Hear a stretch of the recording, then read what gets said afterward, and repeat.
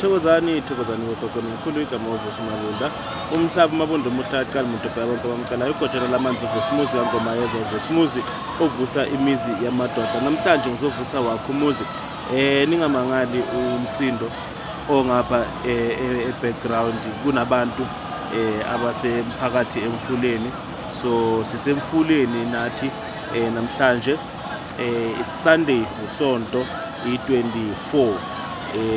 Siyabonga kakhulu nakulabo abasubscribe siyabonga kakhulu kulabo abasazosubscribe sibonga isupport sibonga uchaso lwenu sibonga nje ukuthi nifike nasesigodleni siyacela ukuthi njalo niuhlabe nolawule bogogo nomkhulu akukho kuningi engizokusho kodwa namhlanje ngila emfuleni ngizocela inkosi yamanzi ngizocela inkosi yomfula amagumamano womhlaba ngizocela ukuthi uNkulunkulu nengelosi zami zingilekelele ngoba kusasa ngezi-25 ngo-10:30 ebusuku ngizobe ngise kuKwekwezi FM i-SABC radio station Ikwekwezi FM. So sizobe sizenza khona izinto sizobe sithusa abantu simangaza abantu. So uNkulunkulu uvumile bafethu ithonga livumile. So engikwaziyo ukuthi uma ithonga livumile akekho umuntu ozophikisa. Uma uNkulunkulu evumile akekho umuntu ozophikisa. Uma ithonga livula akekho ozovala.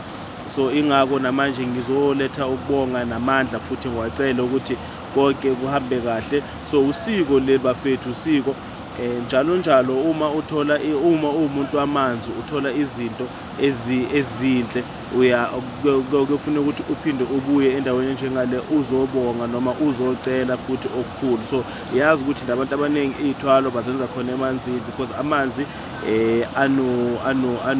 anosizo olukhulu empilweni zethu. Amanzi ayimpilo thina siyimpilo yamanzi futhi. So manje ke la ngizocela kahle amandla futhi nokuthi ngizoreporta kubo bona bogogo nomkhulu abangiphethe.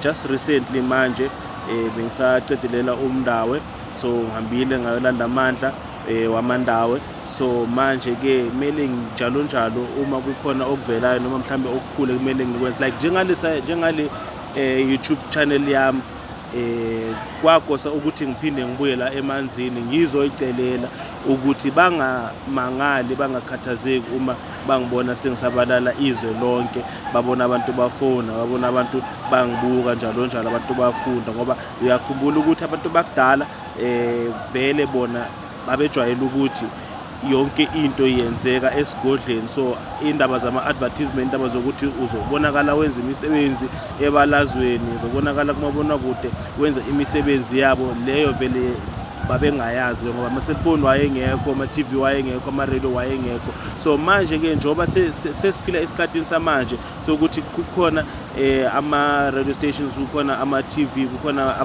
ama-social media. So sesiyakwazi ukuthi sithathe umsebenzi wabo siwubonise abanye abantu ukuthi abanye abantu bakwazi ukuthi baphile before bazofika kithi. So manje ke uma sekwenzeka into ezinjengalezi kubalekile ukuthi siphinde sibakhumbule futhi sibuyele kubo sibazise ukuthi cha ngilangeli kanje ngizobe ngisendaweni esona. Ngicela ukuthi ningamangali kunokuthi ngabe namangala, ngiphena amandla kakhulu ngenze ezibukwayo, ngiphena amandla ngenze konke okuhle ngoba nakho lokho engikutholile ngithole ngenxa yenu. So ngisemfuleni manje bogogo bafethu semfuleni seJerusalem emzini okhanyayo emfuleni egeleza amagumamano omhlaba. Sizoyenza imanga, sizocela, sizolanda yonke into ongazoyicabanga. Ngiyakhuleka kakhulu kini ukuthi nibe ne-Sunday enhle njengoba kuyi-Sunday. Ungenzeka mhlawumbe ivideo leyo uyibona ngelinye ilanga kodwa it's fine. Ngiyabonga kakhulu, ngibonga kakhulu kulabo abasubscribe, ngibonga kakhulu nalabo abasazosubscribe, ngibonga isupport, ngibonga ukuba nami ngasonke isikhathi.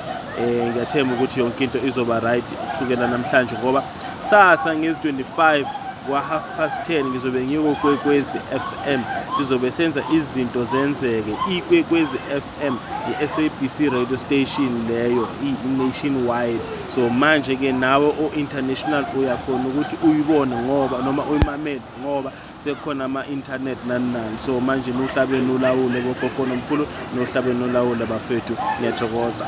Thokozani.